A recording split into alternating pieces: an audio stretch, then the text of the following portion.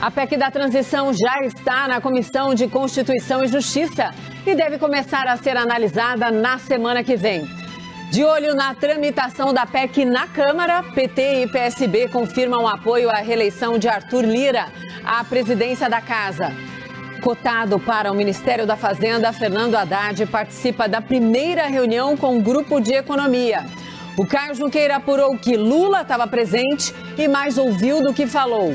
Entre os assuntos, atenção, a necessidade de um arcabouço fiscal. Os detalhes daqui a pouquinho. Governador eleito de São Paulo, Tarcísio de Freitas, terá aumento salarial de 50% assim que assumir. Governo Bolsonaro corta 1 bilhão e 700 milhões de reais do orçamento do Ministério da Educação.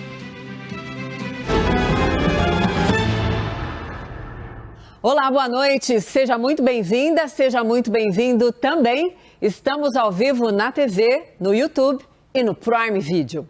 Gente, a PEC da transição foi encaminhada para a Comissão de Constituição e Justiça. E a Carol Rosito acompanha toda a articulação e conta mais pra gente. Oi, Carol, boa noite, bem-vinda. Oi, Mona, boa noite para você, boa noite a todos. Olha, a chamada PEC da transição, então, já foi protocolada, já conseguiu aquelas 27 assinaturas mínimas necessárias e agora está nas mãos do presidente da CCJ, o senador Davi Alcolumbre, que precisa escolher, inclusive, o relator dessa matéria. Alcolumbre que disse que a CCJ não vai ter sessão essa semana, ou seja, esse texto não deve avançar essa semana na CCJ, isso porque, segundo ele, precisa acertar alguns detalhes ainda com os deputados aqui na Câmara, portanto isso deve ficar somente a partir da próxima semana. Apesar desse texto não avançar por agora aqui no Senado Federal, o presidente do Senado, Rodrigo Pacheco, disse que vai dar toda a atenção para a tramitação dessa PEC, né? Vai dar a urgência e prioridade necessária para a matéria. Não quis cravar data, mas disse que a expectativa, que ele acredita que sim, o texto pode ser levado ao Senado, ao plenário do Senado, a partir da semana que vem. Terça-feira, 29 de novembro, o Jornal da Cultura começa agora com os seguintes destaques. PEC da transição consegue número necessário de assinaturas e começa a tramitar no Senado. Texto dá licença para a União deixar de fora do teto de gastos os custos do Bolsa Família. Lula deve anunciar na próxima semana os nomes para os comandos das Forças Armadas, uma área delicada pela proximidade dos militares com o atual chefe do Executivo. Governo de Jair Bolsonaro congela 466 bilhões de reais do Ministério da Educação e zera a caixa das universidades e institutos federais. Deslizamento de terra atinge ao menos 15 carros e deixa pelo menos 2 mortos na BR-376 no Paraná. O governo eleito pretende reestruturar a Defesa Civil, que também teve redução dos investimentos nos últimos 3 anos. Copa do Catar, os gols desta terça-feira e mais um desfalque na seleção brasileira. Lesão no quadril afasta o lateral Alexandro da disputa contra Camarões na sexta-feira. Olá, boa noite. Hoje na bancada temos a jornalista do jornal Folha de São Paulo e pesquisadora da Universidade de Colômbia, Patrícia Campos Melo, e o consultor em racismo estrutural, comunicador e gerente de marketing da Trace Brasil, AD Júnior. E você pode fazer comentários pelo Twitter na hashtag Jornal da Cultura. Boa noite, Patrícia. Boa noite, Karen. Bem-vinda. Boa noite, AD. Boa noite, AD. Boa noite, Patrícia. A PEC da transição já atingiu o número necessário de assinaturas de senadores para iniciar a tramitação na Casa Legislativa. O objetivo do novo governo é garantir o pagamento de programas sociais prometidos durante a campanha eleitoral. Difícil tem sido convencer os parlamentares a manterem os quase 200 bilhões de reais de rombo no teto de gastos durante todo o terceiro mandato de Lula. A proposta de emenda constitucional continua sendo a pauta mais discutida do Congresso Nacional. A tramitação já começou menos de 24 horas depois de ser apresentada pelo senador Marcelo Castro, do MDB do Piauí. Os aliados do presidente eleito Luiz Inácio Lula da Silva conseguiram reunir 33 assinaturas de 10 partidos. 6 nomes a mais do que o necessário para iniciar a discussão na Comissão de Constituição e Justiça. Em seguida, o texto passa pelo plenário, onde precisa dos votos de pelo menos 49 senadores, em 2 turnos, para ser aprovado. Os pingos nos is. Jovem Pan. Olá, tudo bem com você? Seja muito bem-vindo. Estamos começando mais uma edição do programa Os Pingos nos Is, edição especial, começando mais cedo no YouTube, então seja muito bem-vindo. Agora são 5h40 da tarde.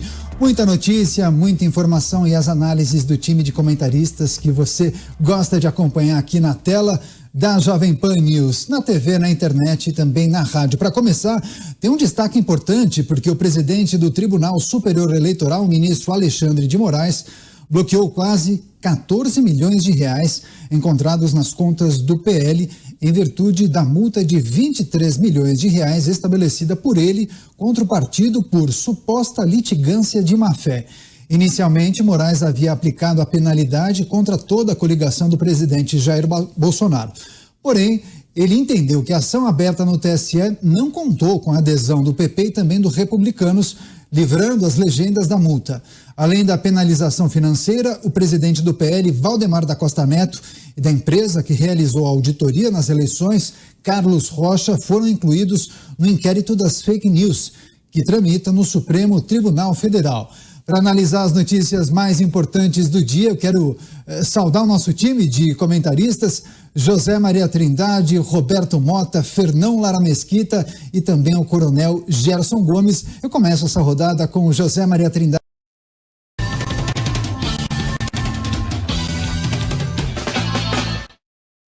Seara. Experimente a nova costelinha suína temperada para churrasco. Oferece Jornal Nacional.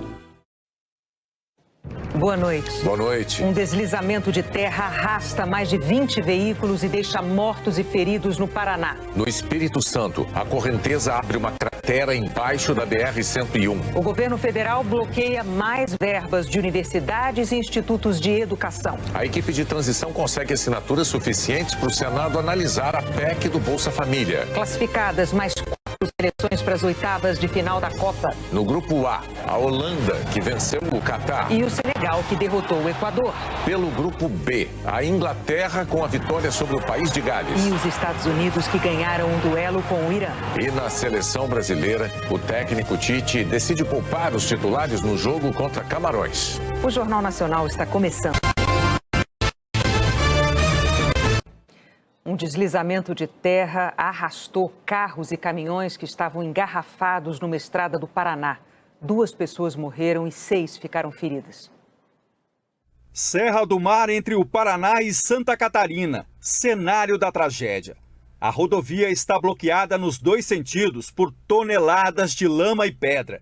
Um caminhão ficou pendurado na ponte. Temos aí um número aí que foi avaliado pelo pessoal de campo, em torno de 200 metros de área de linear de massa que escorreu por 40 a 50 metros de profundidade. Temos como um parâmetro ali a questão de 6 carretas e aproximadamente entre 10 a 15 veículos que estão soterrados. Equipes dos bombeiros, da Defesa Civil e da concessionária que administra o trecho da rodovia limpam a pista e esperam o tempo melhorar para continuar as buscas por possíveis vítimas. As vítimas que estavam próximas ali do ponto que a gente acessa, essas foram retiradas. Mas assim, a gente não tem justamente assim nenhum plano ainda com relação a continuar esse trabalho. Então a gente precisa justamente assim que os geólogos determinem a condição de estabilidade para que as guarnições tenham segurança para operar na área. A busca por desaparecidos em deslizamentos de terra no Paraná. Queda de encosta arrasta caminhões e carros. Bombeiros confirmam mortes. Todo o trecho continua isolado e não há previsão para liberação. Temporais causam enchentes e prejuízo também em Santa Catarina, Bahia e Espírito Santo. Sequestros em São Paulo. As vítimas, na maioria dos casos, são homens roubados pelo Pix, depois de caírem no golpe do Tinder. Tem mais seleção classificada para o mata-mata da Copa, além de Brasil, França e Portugal. Os primeiros confrontos estão definidos. Holanda enfrenta Estados Unidos nas oitavas de final. Mais um duelo. A Inglaterra vai encarar Senegal na próxima fase. Além de Neymar e Danilo, que seguem em recuperação, a seleção tem mais uma baixa para a próxima partida. O novo problema é Alexandro. Machucou o quadril e não vai jogar contra Camarões. Acaba amanhã prazo para empresas pagarem primeira parcela do 13º. Mais de 85 milhões de trabalhadores vão receber. Geração de emprego com carteira em outubro fica abaixo da previsão.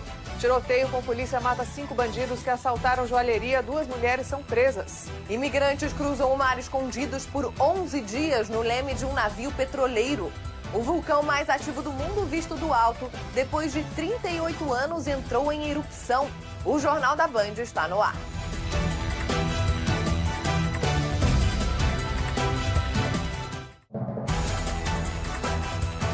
Jornal da Band. Oferecimento. Boa noite. 2 mortos, cerca de 30 desaparecidos, 21 caminhões e carros arrastados.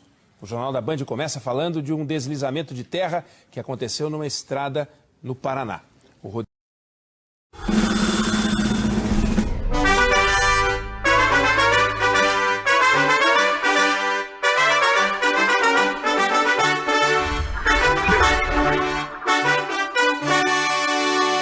Este é o seu Repórter SBT, com as últimas notícias do Brasil e do mundo. Um deslizamento de terra arrastou cerca de 15 veículos num trecho da rodovia BR-376 em Guaratuba, no Paraná. Pelo menos uma pessoa morreu. Equipes do Corpo de Bombeiros buscam os desaparecidos. Em Aracruz, no norte do Espírito Santo, 2 crateras se abriram em um trecho da BR-101 após uma forte chuva que atingiu a região.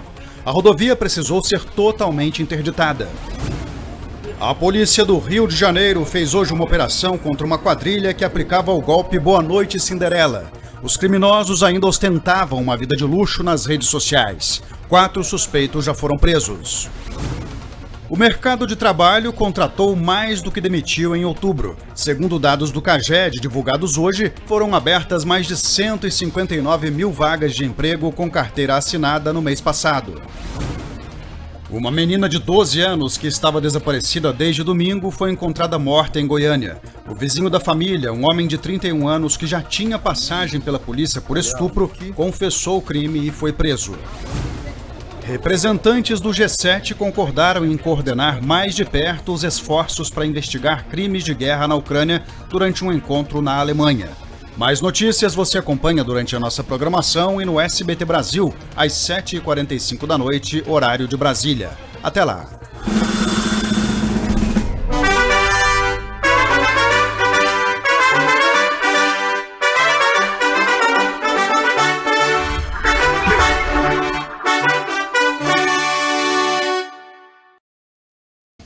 Olá, boa noite.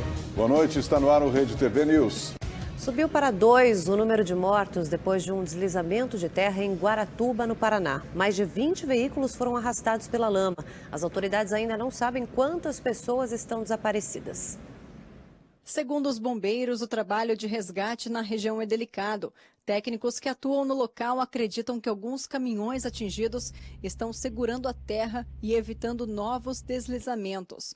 O volume de lama que se acumulou no asfalto é grande e por isso existe o risco da rodovia ceder.